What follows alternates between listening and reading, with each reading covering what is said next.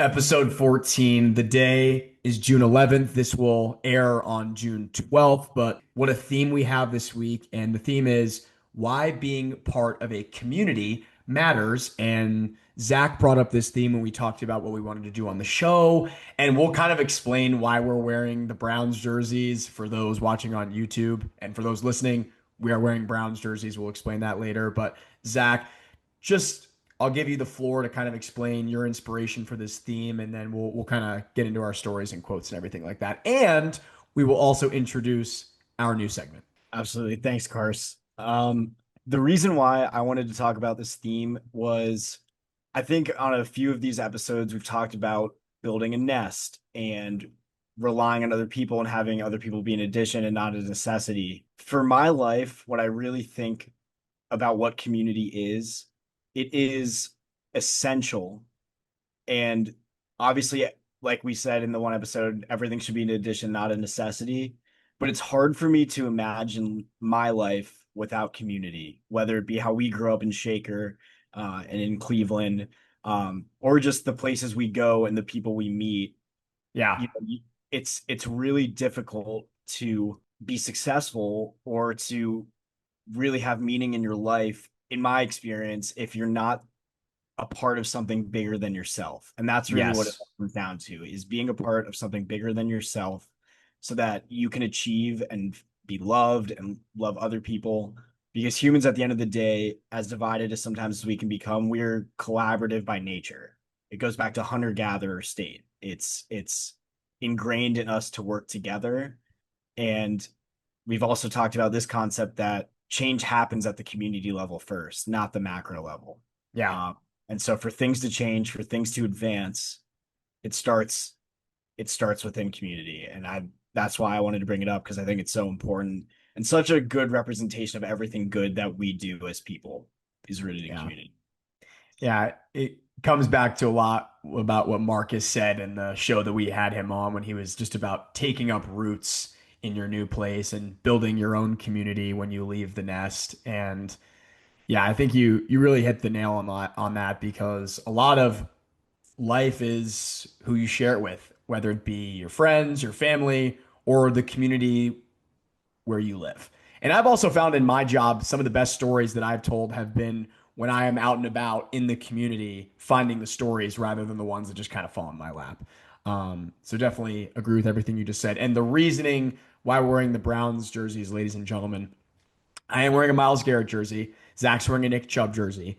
If you didn't know, Myles Garrett, probably the greatest defensive football player ever. There's at least an argument for it. He was traded to the LA Rams on June 1st for Jared Verse and a bunch of picks. And I'm wearing this jersey because Myles Garrett meant a lot to Northeast Ohio and the Cleveland Browns, greater Cleveland metropolitan community. Everything about it. Did a lot for the city, helped us win football games, definitely. In a way, put Cleveland on the map, like LeBron, like other athletes that have come through Northeast Ohio. So I've got a lot of respect for him, and I wish him nothing but the best. I also love wearing this jersey because Zach bought it for me, which is awesome. And like Nick Chubb, which is the jersey that Zach's wearing, he did a lot for Cleveland too, and I think he plays for the Houston Texans now, if I'm not mistaken. Um, but yeah, that's why I'm wearing his jersey. I know we had an episode in between now and when he was traded, but he just meant a lot to the community that Zach and I grew up in, and he made Browns football fun for some of the seasons where it really wasn't. I think back to last season where like the only reason we watched games at the end of the season was to see him break the record, and he did. He broke the single season sack record. There's a few reasons I'm wearing my Nick Chubb jersey as well to go along off of that. I was debating wearing my Jose Ramirez jersey, third baseman for the Cleveland Guardians. Nick Chubb and Jose Ramirez and Myles Garrett to me are kind of in the same category of untouchable pedestal Cleveland athletes who sacrifice so much to be there. Like Jose Ramirez could have signed the biggest contract in baseball history at the time for the Dodgers or the Yankees or the Mets, for teams that could pay him, and then signed for $127 million for, you know, 7 years, whatever that first extension was. Obviously not a small amount of money, but when you're an Right. athlete this caliber, to sacrifice triple that to stay in Cleveland, right? Like that is unbelievably selfless how much he loves Cleveland, how much Cleveland loves him. And then he signed another extension on top of that while he's in the prime of his career, coming off one of the best seasons he's ever had. Yeah. It shows how strong of a community Cleveland is, but just exactly how much Jose Ramirez values community. You know, he talked about his decision and it was because Cleveland is home. I love Cleveland. That's what he I, said.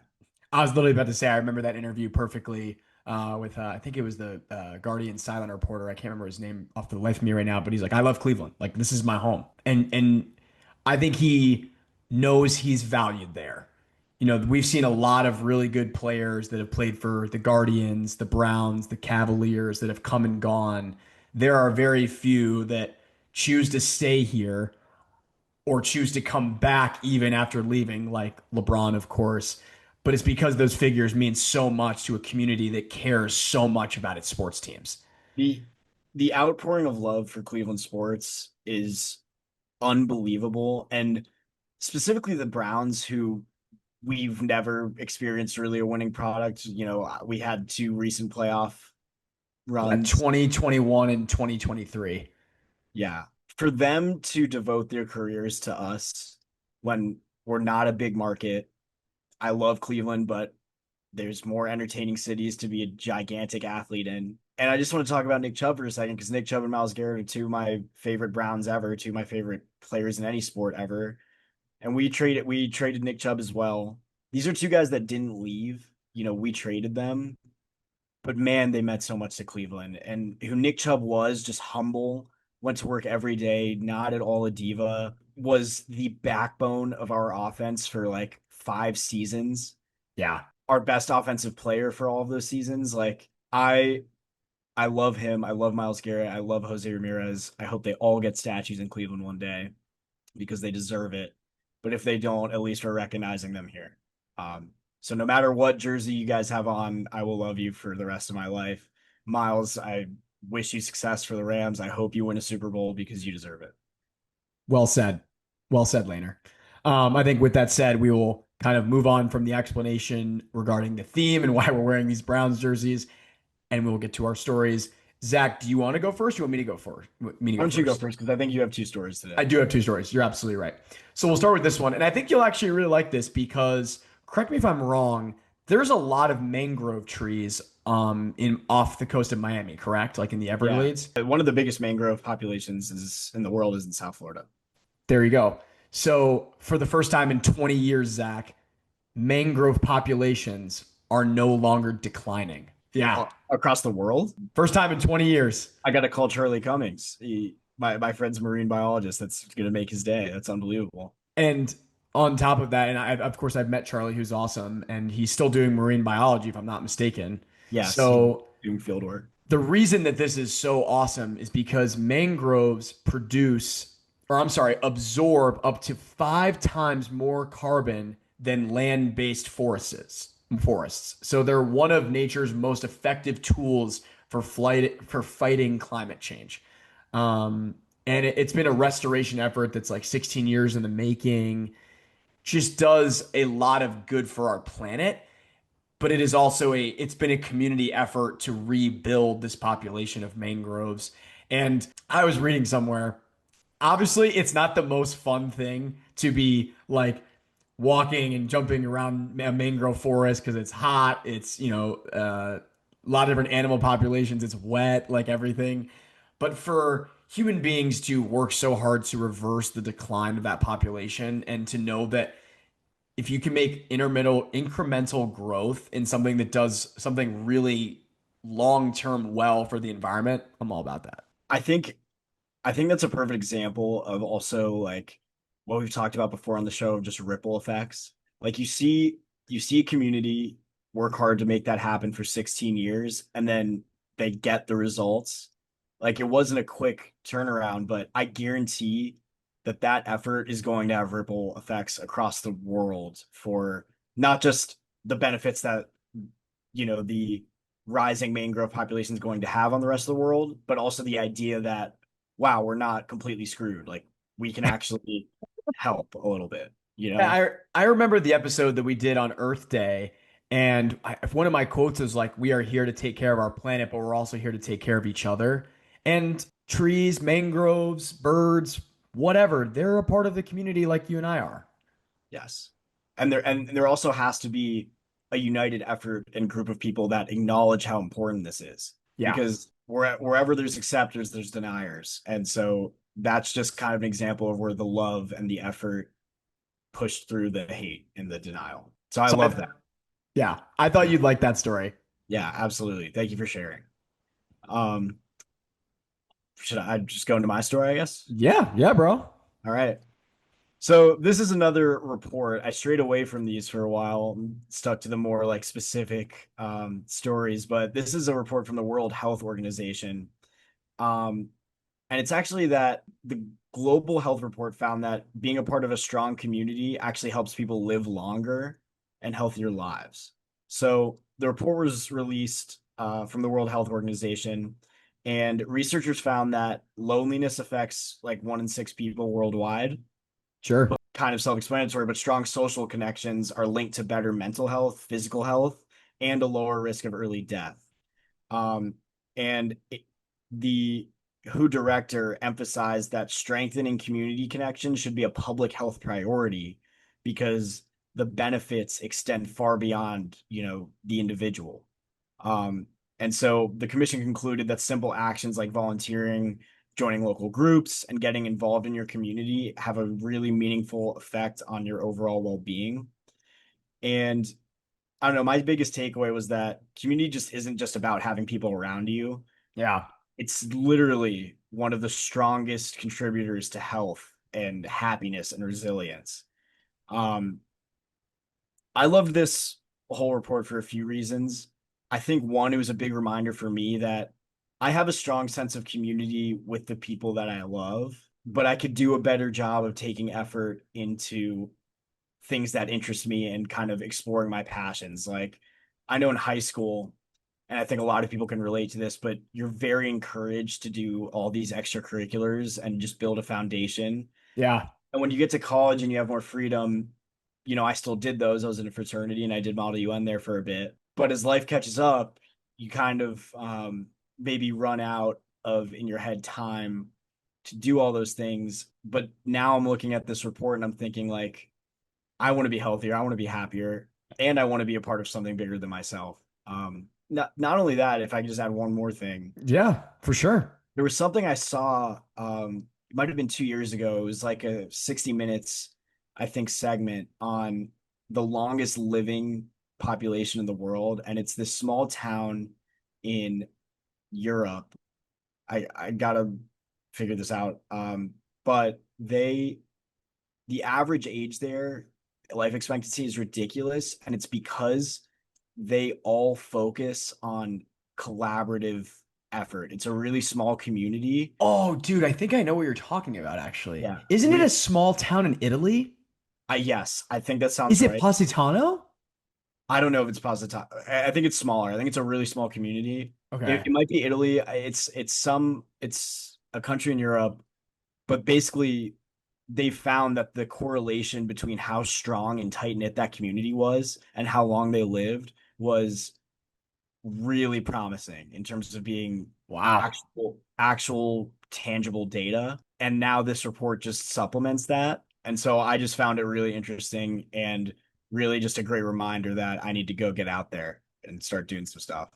I think about what you do on Wednesdays though, when you go to shul with Jacob. Is that his name? Joey. With Joey, like even stuff like that. Like that is so awesome. Like Yeah. getting to know someone that you work very closely with, and then getting to be ingrained in their community. Like even those small things are, taking up roots and when passions and things that you want to do in your day to day. But Absolutely. yeah, we all can do better, and I definitely should. There are things that I love doing around Green Bay that I should just do more. Like, well, I don't know why I don't. Because even today, I was off work today, and I was helping out my football team this morning. I went swimming, but then I had like 3 hours of like nothing. Dude, you're coaching a high school football team now. Like, I Yeah, mean, that's true. that is it. Like, you don't have to pile on a bunch of things. Like, that one thing that can be your community for while you're there, and that's great. Like you're impacting young people's lives with your knowledge, and you also get to be a part of that, and their wins are your wins, and vice versa. I think that is a great example of community. I think you're doing just fine. Appreciate you saying that. It's very rewarding, and it may or may not be my win of the week. So we'll talk a little bit more about that later. But I'll get the train back on the tracks here for our last story.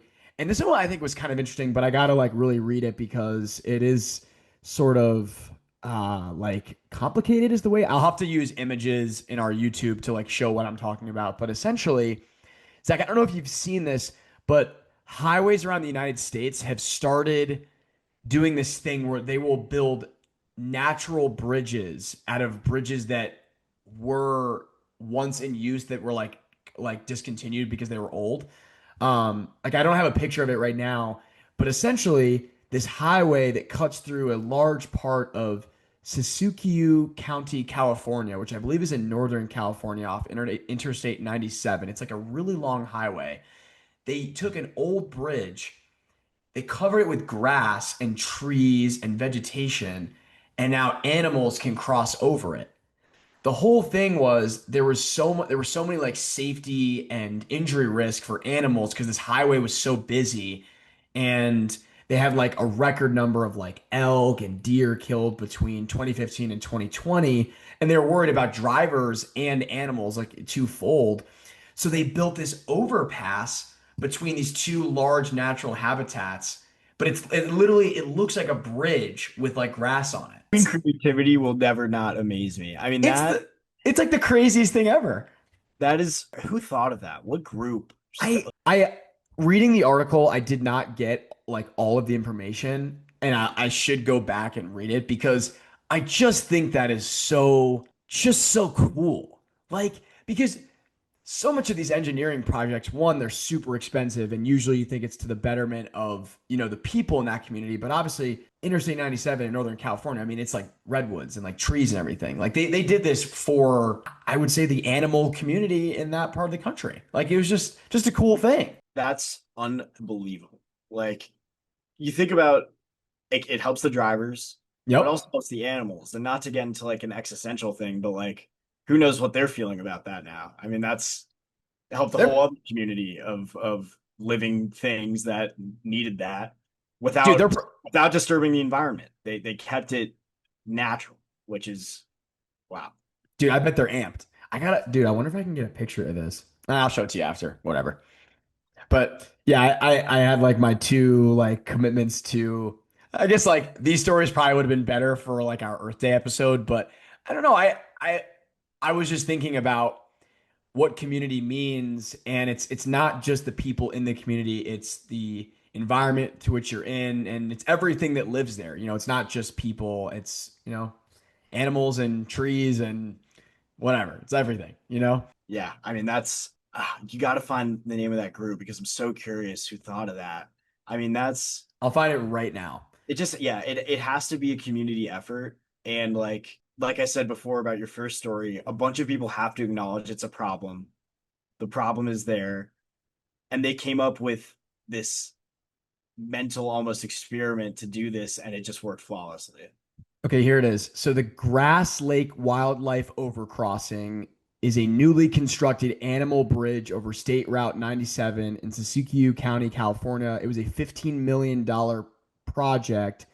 It is California's first purpose-built wildlife overpass, and it looks like it was built by the California Department of Transportation.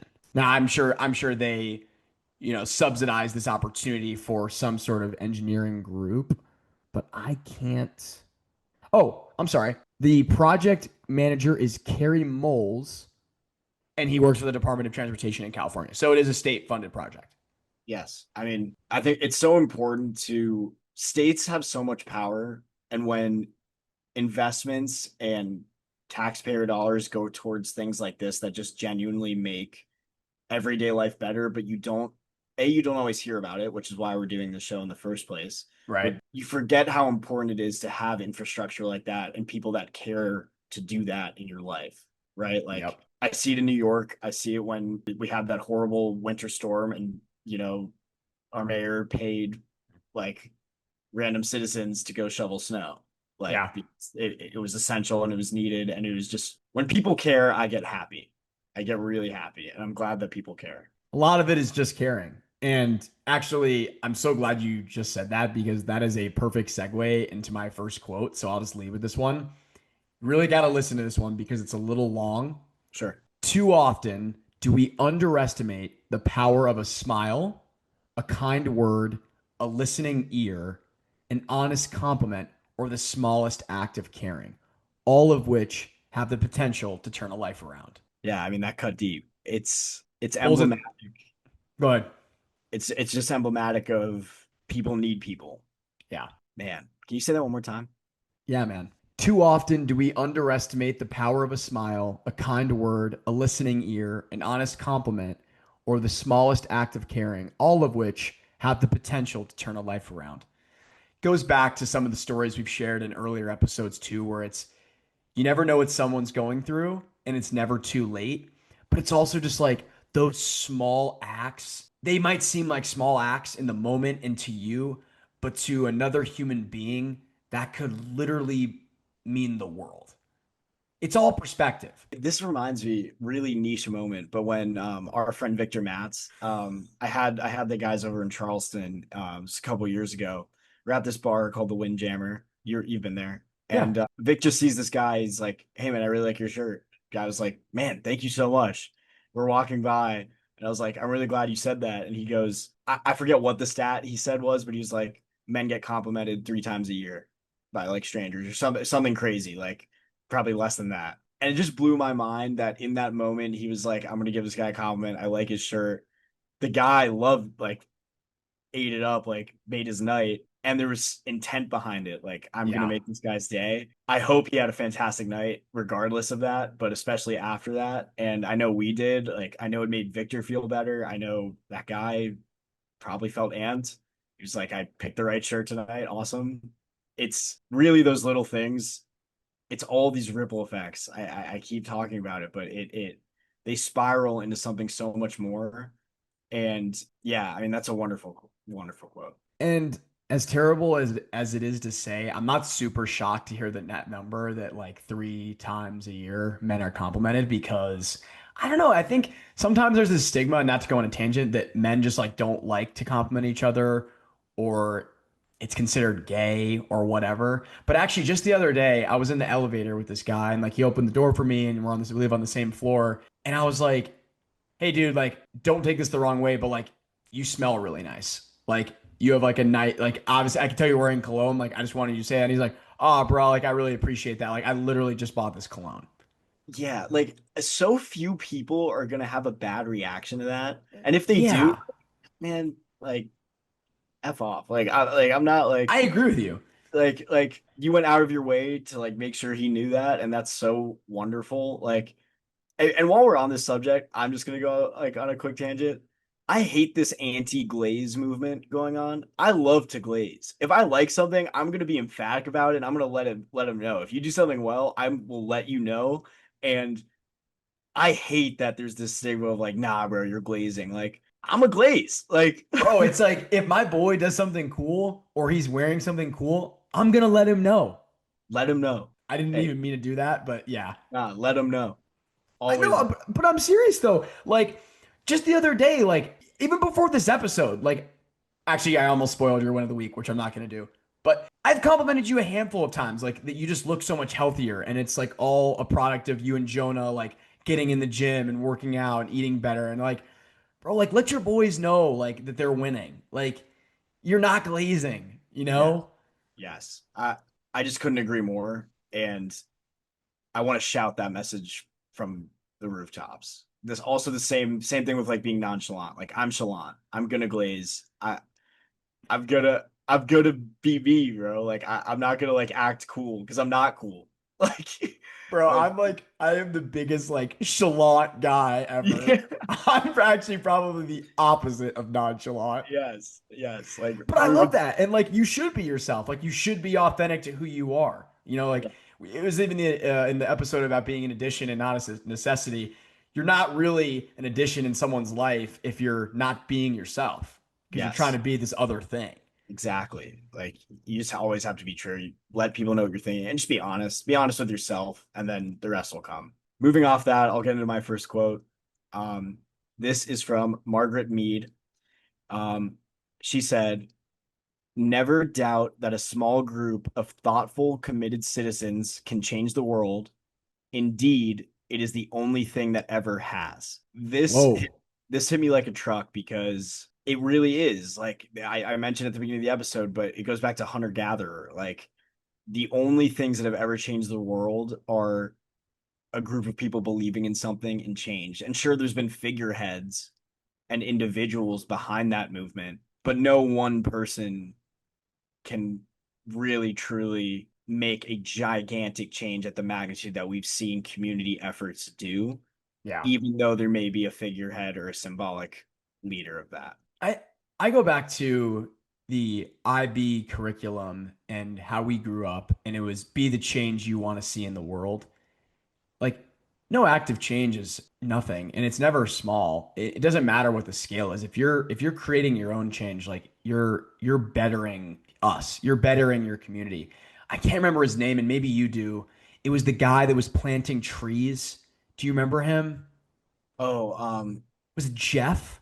no, it Jeff? wasn't. He was my silent hero. Yeah. I But remember. like, but even like that, like he was just one guy. Yes, Like like it doesn't need to, and I think your explanation of it was like it doesn't need to be some huge thing. it doesn't. And I'm beating a dead horse, but it's ripples. It's the small things you do that inspire others. Like, yes, his individual act made a difference, but then there were the people that reported on it. There were the And, people that supported it. and the There were the people that people that followed believed suit in it. on it. Yeah. Yes.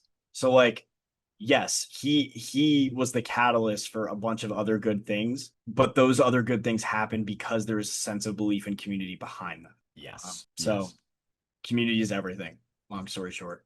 Yeah, I love that, Z. So we'll get to my last quote here, which this is a big one. This is from Martin Luther King. You ready? I'm ready. Throw it on me. Life's most persistent and urgent question is, what are you doing for others? That's short, but it punches so hard. Like, yeah, chills, chills. One more time. One more time. Life's most persistent and urgent question is, what are you doing for others? I think that's actually a really good question and quote for everyone because if you sit back and ask yourself that, like, what are you doing for others? You really like, you got to like really think. Yes. And if you're not doing anything, you're not really a part of your community, to be honest, or at least you're not investing in it. This goes back to also, I think maybe we mentioned in another episode, but at least in my opinion, that there's no such thing as a selfless act. And that being said, when you help others, you help yourself. So why wouldn't you? Like you you make yourself feel better. And at the end of the day, we all care about ourselves the most. I think that maybe changes when you have kids, but it's just one of those things where like I know I'm gonna feel better if I do good things for other people, and that's gonna make me feel better, and that's gonna make me live a healthier, happier life. So why wouldn't I? And you're right, it's a great reality check for like, wow, I should be doing more because Yeah. we all can be doing more. I think you really just hit the nail on the head with everything you just said because, yeah, like I do think I live a healthier and happier life when I'm doing things for others. It feels good. And Yes. is it selfish? Sure. But I'm doing it because I want to, you know? The net positive of what you're doing, despite it being a little selfish, is good. Yeah. And when people receive those gifts and those acts of kindness from you, they're not thinking that you're selfish. So who cares? Yeah. We're going to be our own worst critics at the end of the day. So I'm going to do good for other people. And if people view me as self-righteous, like, whatever, I'm doing a good thing. This is something I've talked about with Joey when we go to shul. But that is like something we're talking about is you do mitzvahs, which is a good deed, to get closer to Hashem, which is God. And in the book we're talking about, it's that the righteous people are are good, and that will help you build a stronger connection to Hashem. So I asked Joey, I was like, well, what is it? What is the view, in Judaism on self-righteousness? And he said, the intentions of your actions do matter, but at the end of the day, a mitzvah is a mitzvah. And so it's kind of like that exact thing of just like Yeah. you're doing a good thing. If the intent is poor, as long as the actions don't reflect those poor intentions, it really does not matter too much.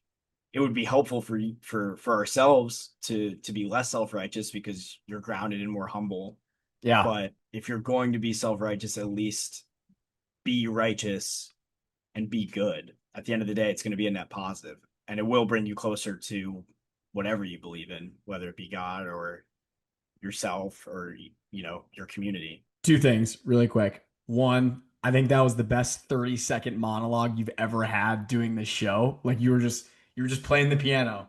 And two, I've heard you sound like your dad before, but just the way that you broke down what you just said just sounded so much like how your dad speaks. Like that was just crazy. That's the best compliment you could ever give me. So I really appreciate it. Dad, if you're listening, I love you. And I hope I sound like you. Yeah. I'll never forget about the 1984 Phi Slamma Jamma Houston Cougars. Don't worry, Mr. Lehner. Yeah, I gotta make sure he tunes into this episode. He's gotta hear you say that. Yeah. I just remember that is such like a like vaulted memory. Um because I think Miami lost to Houston in the Final Four. Correct me if I'm wrong. And he brought up that team like just like that. I was like, what? Now, granted, your dad and my dad are huge college hoops fans, and they both went to big, college hoops schools, Vanderbilt and Cincinnati. But they were 14 when that team was around. Yeah. Like My you're not really at your peak sports fandom and you're probably like 16, 17. But yeah, anywho, my dad, what like he's really smart in general and he has a good memory, but his memory about niche things he really likes is so uncanny. It's like he could remember all of the players on that Phi Slamma Jamma team, exactly the teams they beat, who was the highest scorer, and it was from 45 years ago. Like yeah. pretty nuts. I I think it is honestly a direct link to intelligence and just high IQ. Like the Yeah. fact that you can just bring up like niche things like that. My grandma does the same thing. My Grammy, who you've met, my mom's mom. So honestly, it's the best thing ever because I feel like I learn something new every day. Yeah. Truthfully, yeah, I, I think to tie back into community, it's like it's also being able to contribute those and educate other people on things that you love. yeah, It's going to bring you closer. It goes back to being yourself, true to yourself. Like my dad couldn't withhold that information from you if he tried because he loves it so much and he needed you to know. Like and I love that. yeah. All right, so I'll wrap us up on these quotes. This is my last one. This is an African proverb. If you want to go fast, go alone. If you want to go far, go together. So, a few ways to interpret this, but the straightforward answer is that I think it ties in with another quote or just general saying that, easy things aren't, something's not worth it unless it's difficult. And Yeah, it takes effort and it takes time, but it takes community. And, I think me and Jonah's situation with the gym and eating healthier is a really good example of this. Like, I'm motivated on my own to be healthier and to, live a lifestyle that I'm proud of. But the fact that my roommate is also on that wave, it makes what we have made so much progress together that I would not have made by myself. Same thing yeah, with we quit weed at the same time. Neither of us have smoked in like 2 months. It's such a empowering thing knowing that you're not in this alone. And I think together, me and Jonah, or together with any other endeavor I want to go in my life, is the way to go further. Even though I could quickly go hit the gym by myself. yeah, yep.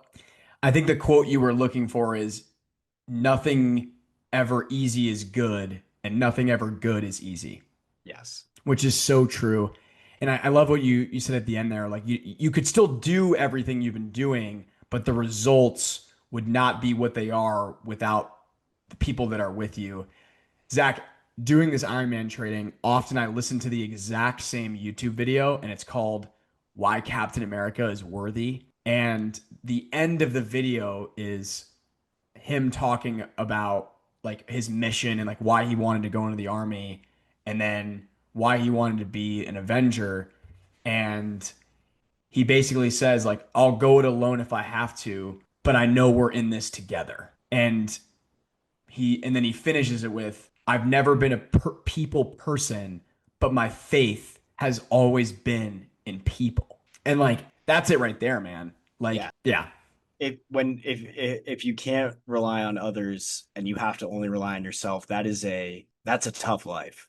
And it's a tough outlook to have on life because I feel like I'm an independent person a lot of times emotionally, but when it comes to my quality of life and the things I want out of life, I can't think of a single one of those core goals that I'm alone in. Yeah. So true.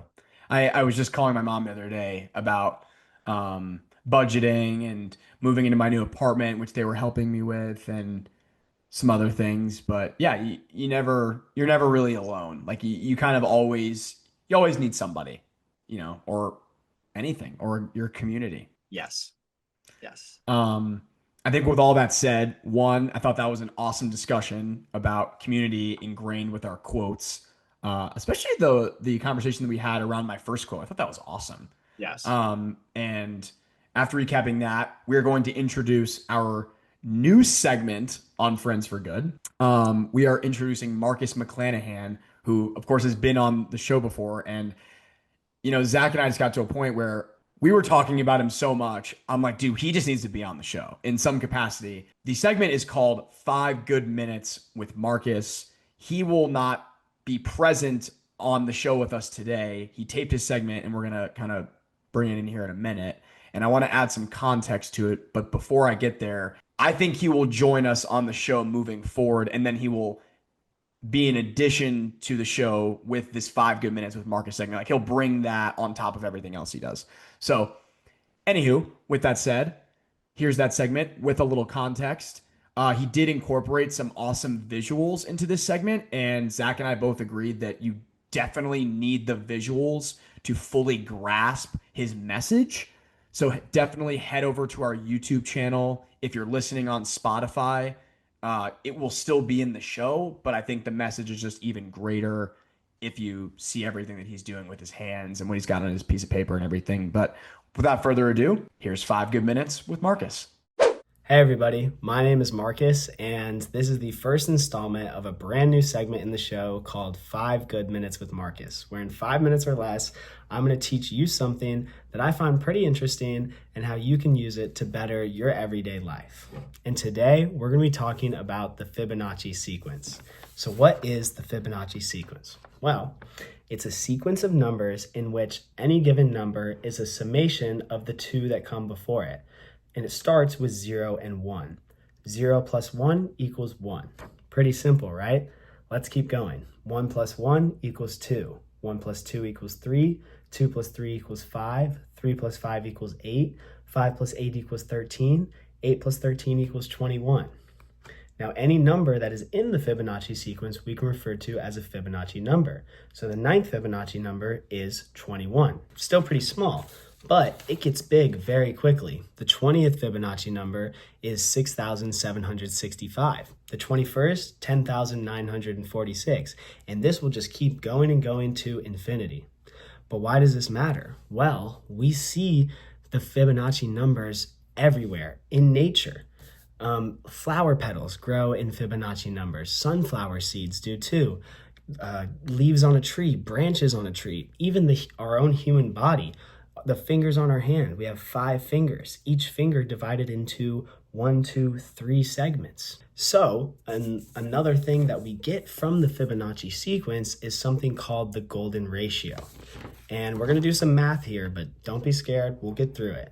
So the golden ratio, when A is bigger than B, we take A plus B and divide it by A. If the number that this equals is equal to the ratio of A to B, or A divided by B, then we have something called the golden ratio, which we also can refer to as the Greek letter phi. Now, the exact golden ratio number, in order for a plus b divided by a to equal the ratio of a to b, it must be 1.618033. So let's look at our Fibonacci numbers, right? 8 divided by 5 is 1.6. 13 divided by 8, 1.625. 21 divided by 13, 1.615. Now, the larger we go, the closer we get to this exact golden ratio number. So let's use the 11th and 10th Fibonacci numbers. 55 divided by 34, 1.617. We're getting really close to that golden ratio. Remember the 20th and 21st that I told you about earlier? 10,946 divided by 6,765, we actually get the exact golden ratio. And so now any Fibonacci numbers we use to find the golden ratio after this will equal that exact decimal. So again, why does this matter? Well, in geometry, when we use the golden ratio as a growth factor, we can get something that looks like this. Perhaps you've seen it before. This is called the golden spiral. And I want you to notice the boxes in here. We have a 1x1 and a 1x1 box. Next to it, a 2x2, and then a 3x3, a 5x5, an 8x8, a 13x13, a 21x21, and a 34x34. And this will just keep growing and growing into an infinitely large spiral. And again, we see this golden spiral, this golden ratio in literally everywhere in nature. Now, I'm sorry, my printer is broken. It ran out of ink. But here's some examples. Nautilus shells follow the golden spiral. Like I said, leaves on trees and branches. This is a cactus. You can see the golden spiral. This is a sunflower. You can see it. And it can even be something so infinitely big, something maybe 100 million light years wide. This is a picture of the Milky Way galaxy. Do you see the golden spiral in there? So this is not by accident. Things that grow follow the golden ratio. They follow the Fibonacci sequence because the Fibonacci sequence, the golden ratio, is a formula for growth. And here's why. And this is how you apply it to your own life. So let's say you have a goal, right? Well, I think we can all agree that even if you're starting literally at zero, if you want to achieve your goal, you have to take the first step. And that's exactly it. It's the first step. And once you take the first step, you have now started a potentially infinite amount of growth just from one step. And now you're here, right? And let's say you want to get to 2. Well, you're already at 1 and you already know what it's like to take the first step. So you just do it again. And now you're at 2 and you want to get to 3. Well, you're already at 2 and you know again what it's like to keep taking steps. So that's all that growth is just the continual progression of taking steps. And it's not like to get to the next stage, you have to do something so drastic. It's stuff that you are already doing, that you have already done. People say that you are the accumulation of every decision you've ever made. Well, you may think that's daunting, but it's beautiful because if you keep the golden ratio, if you keep the Fibonacci sequence in your heart and trust that just taking one step at a time, literally by the laws of nature, you will grow and you will achieve what you have set out to achieve. So if the Fibonacci sequence, if the golden ratio is something that is true enough to grow things in nature, if it is true enough to grow our own body, if it is true enough to grow literally our entire galaxy, then it is true enough for you to use in your life to help you grow. That's all I got for you. I hope you learned something. I hope this benefits you. I hope to see you next week in the next episode. And without further ado, let's get back to Zach and Carson for the rest of the show. Bye, everyone. Wow.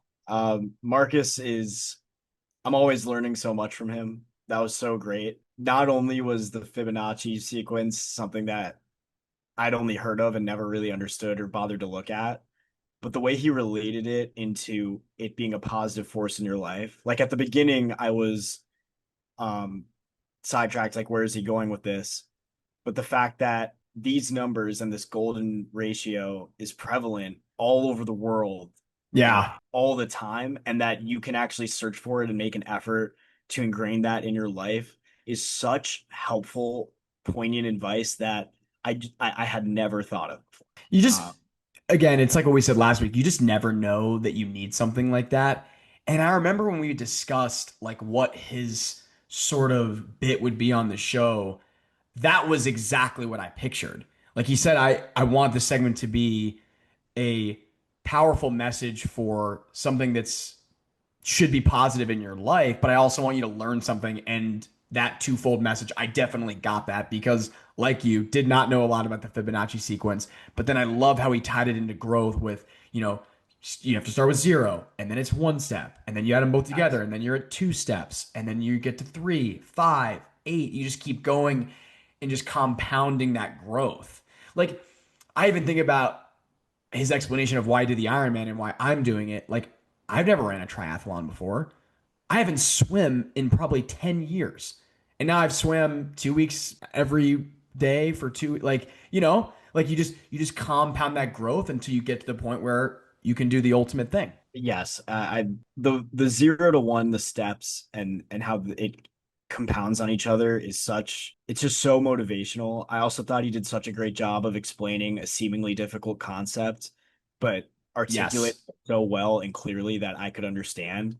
Um, the visuals, like you discussed before, really, really helpful because I'm not good with numbers, so having to listen to that would be tough for me. If you're listening on Spotify, hopefully you're better at retaining that than I am.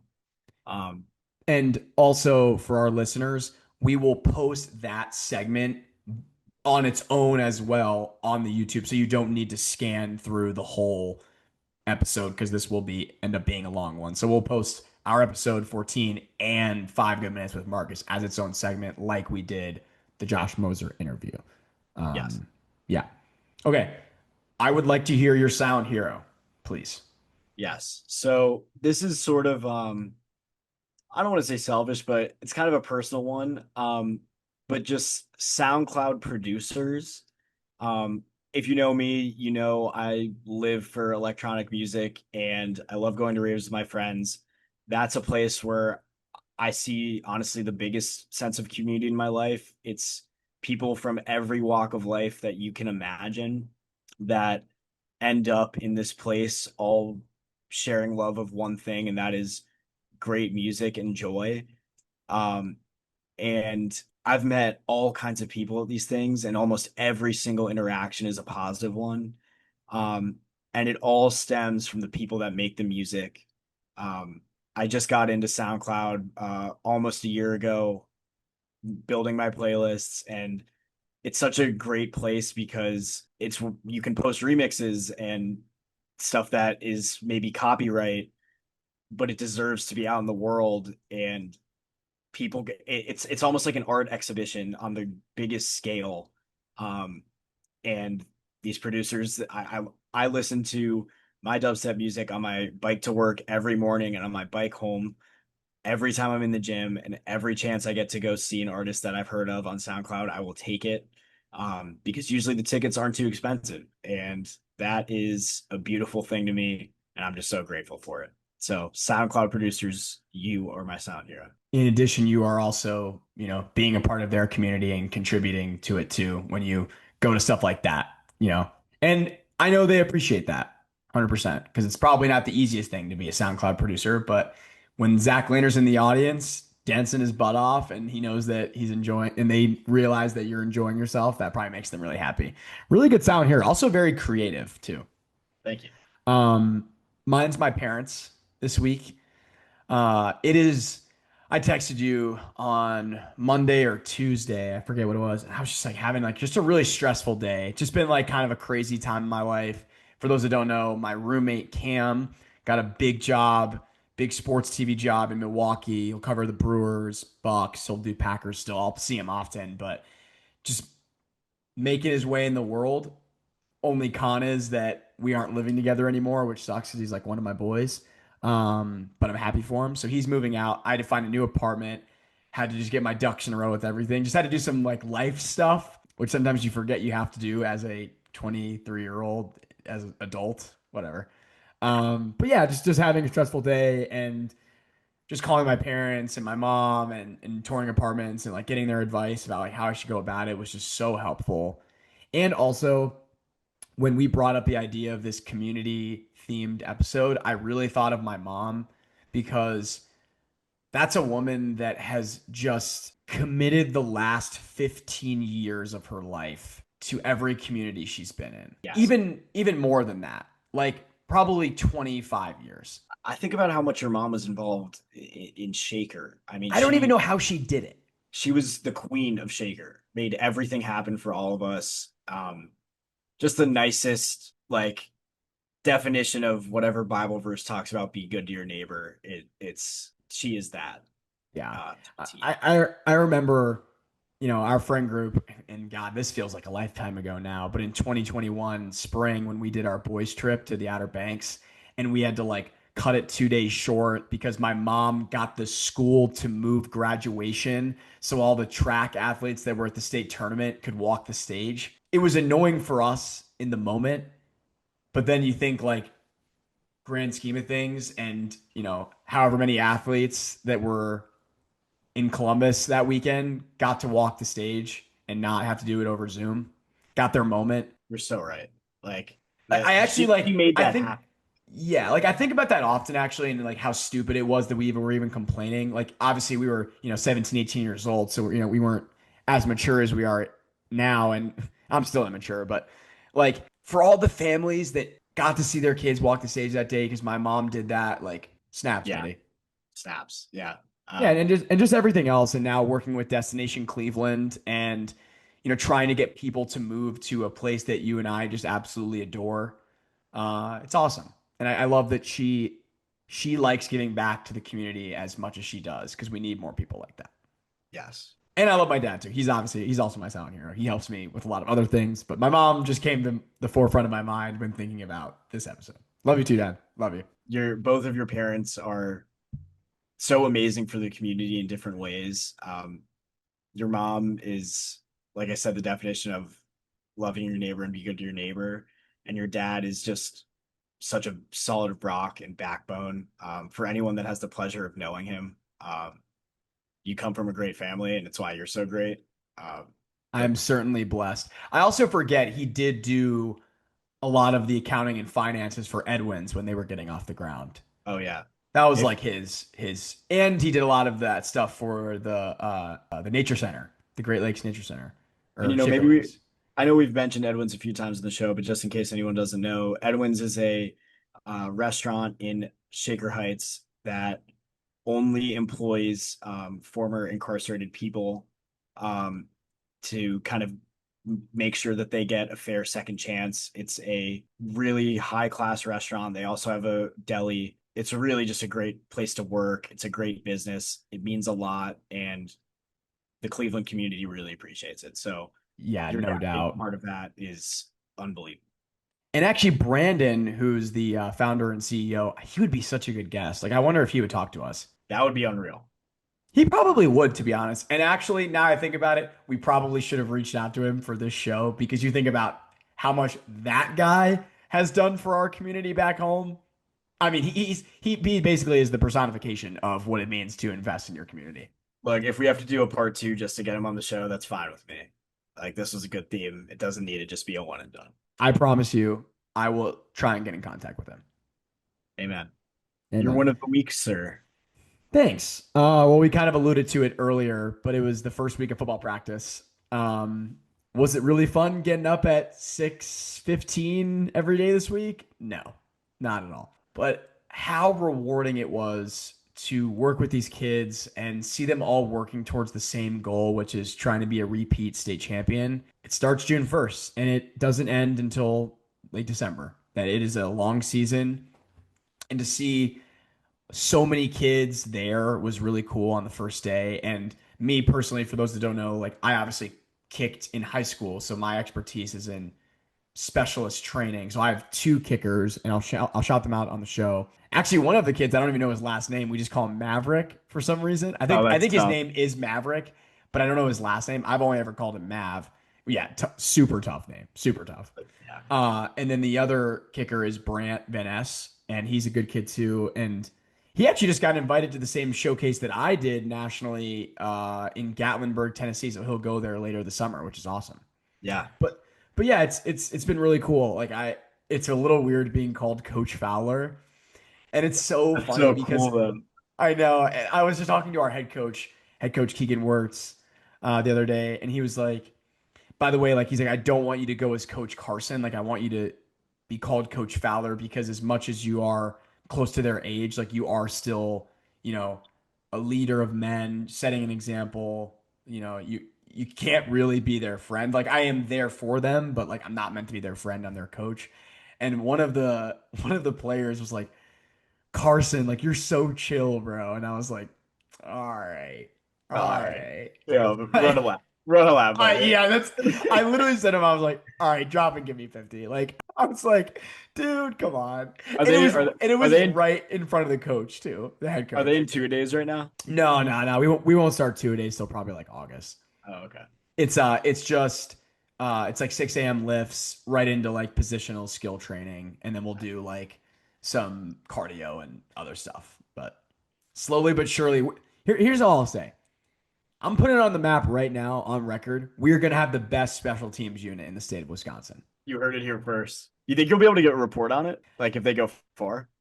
So here's the thing. My station told me that I can't report on their games, Ah, which is like, yeah, fair that's enough. fine with me. It would be, Hey, but someone on your station could be reporting you, like interviewing you on the sideline. So wouldn't that be crazy? Wouldn't that be that crazy? would be pretty crazy. I mean, they have a really good team. And they won the state championship last year. So who knows? Yeah. We'll see. All right. That was long winded. Your win of the week. Sure. I have two. One is a future one. One is something I just did. I completed my first muscle up ever. Which Hell if you yeah.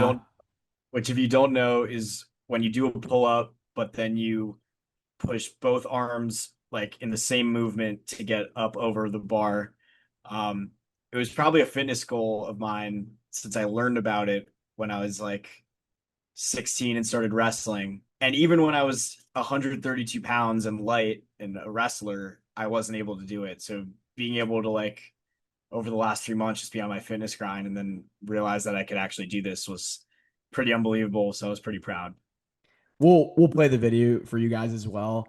But the best part about that video, aside from you actually doing the muscle up, was your reaction afterward, but also the fact that you tried to do another one right after you just did your first. It was like I've been trying this for I started going back in the gym a little bit ago and then my pull-ups started feeling better and I was getting more explosive. So I've probably been trying a muscle up every time I get to the gym for like a month now it's been. And this time when I tried it, this was 2 days ago or yesterday. It happened so fluidly that I was like, "Oh, I'm going for another. Like I'm about to get it," and then I didn't. But um, it was awesome. It's not some insane fitness accomplishment for everyone, but for me, it was like really it was special. I let everyone I knew and everyone important to me, I sent that video to. So Nah, bro, um, you're getting your kudos, bro. Like that was I can't do that. Like that was very impressive. Also, a perfect example of the message that Marcus was trying to convey. You just said you've been trying that for a month. You could have quit any of those days, and yeah. nope, I'm doing it until I get it. And now my next goal is to get three in a row or to get 20 pull-ups in a row. If I can do either of those are Dude, my 20 next. pull-ups would be crazy. I'm at like I never count, but if I had to guess like 15, like 15 to 18, but Dang. I, I think I can get it. You do Um have a really strong back. uh, You've always had like the gorilla back. I'm wide. Like I'm wide and I don't mind it. I like being wide. But yeah, my back's been good. Just gonna I do pull-ups every time I go to the gym. It doesn't really matter what day. I just think they're a great workout. I have fun doing them. But beyond that, my second one of the week, if you know me, I started Accutane in October of 2025. I probably have like 2 more months left. It's been great. My experience hasn't been too bad, and I love what it's done for my self-esteem and my skin. When you start Accutane, you have to stop drinking. It's very unhealthy to drink alcohol while being on Accutane for your liver. So I haven't had a sip of alcohol since the beginning of October. And I've been wondering myself, will I ever drink again? Like I feel so good. I really don't need it. There's been some moments in my life where I'm saying like, oh, I'm doing a hard quit. And then I end up going back on that and it feels like a giant failure. So with this, my outlook has never been like, oh, like I'm never drinking again, because then if I drink, it's going to feel like a failure and I'm going to be upset with myself. Yeah. That is still the mentality, but I have a new end date in place in theory, and that's another reason why I'm wearing this. I will not drink again until the Browns win the Super Bowl. And this is where I'm at with this. I don't really want to drink again. I don't need to. If I do it until then, like whatever, it's not going to feel like a failure. I made it this long and whatever. But it would be pretty sick if I waited to have my first beer when the literal impossible happens. I could go the rest of my life without drinking now, but I think it's a good goal. If somehow the Browns hear about this and they want to get me a beer by winning the Super Bowl, that'd be pretty sick. But that's my new goal, is to not drink until the Browns win the Super Bowl. Did you just come up with that, or did you have that ready for the show? Earlier today, it was like, and then you told me to throw on the Browns jersey, and I was like, wait, what? That's tough. Cerebral. Yeah. That's a good goal. I like that goal. Yeah. I mean, what, like I said, like if I drink again before then, because that the rest of my life is a long time, and that, the Browns might never win a Super Bowl, but Sure. if it happens, man, it's gonna taste real good. That'll be the best beer you've ever had. It's gonna be a hazy IPA. I'll tell you that much. I'm trying to think of the hazy IPA that is the Kelsey Brothers brand. I thought they just did the light beer, the garage beer.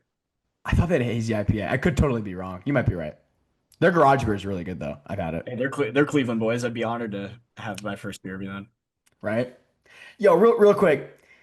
I was a little tight seeing Taylor Swift on the sidelines of the Knicks game wearing Knicks gear. Yeah, like Bro, whatever. listen. I know she's got a spot in New York, like she's lived there for a little while. Bro, you can't show up courtside to the Cavs game rooting for my team and then the immediate next series wear the other team's gear. I don't know.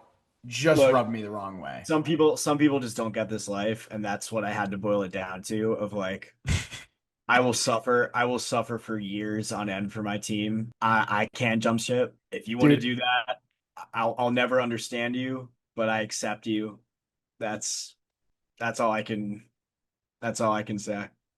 so I can't remember I sent you this tweet, and I won't curse, but it was a picture of a guy holding a beer on a golf course. It was, oh my God, this is so funny. It was some mother effers want it and some don't. Pretty simple. You hungry or you not? Bro, I need you starving. Bro. All right. All right. Anywho, I think that's how we'll close out the show. I'm sorry if you're a Taylor Swift fan. Well, I'm not sorry. I'm sorry that we threw some shade at Taylor Swift. She is a great artist. I appreciate what she does. Yeah, me too. But with that being said, really, really good episode on episode 14. Again, definitely check out Marcus's segment, 5 Good Minutes with Marcus. That is going to be a reoccurring segment on this show, whether he is here present with us or not. But with that said, do you have something to say? Just want to say shout out Marcus being our third member of Friends for Good. We're growing our community. It's a big step for us. Thank you so much for the incredible insight you provided, and quick takeaway from the episode, if you're still with us, be good to yourself, be good to others, and everything else will fall into place. Be a part of your community and let your community help you. I'm going to just leave it right there. We'll see you next time. Thanks.